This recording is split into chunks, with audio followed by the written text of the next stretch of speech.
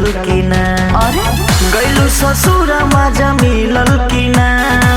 दोनों अनार तुहर हिलल की ना? मुसर डलले बताहरा ब्रिज में रखनी जोगा के जो बनवा फ्रिज में रखनी जोगा के। अरे समझल करो। रखनी जोगा के जो बनवा फ्रिज में सैया के सामान टूटल 2 इंच के चीज में।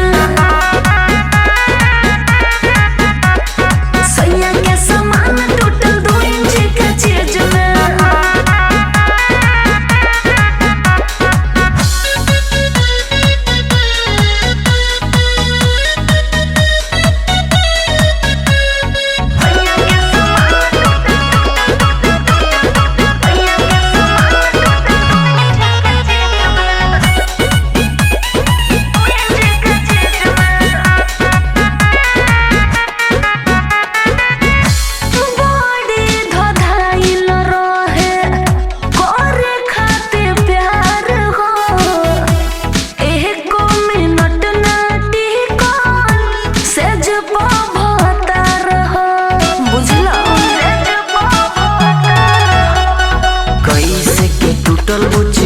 हर सामान हो लगता कि छोट रहे छेदा तुहार हो।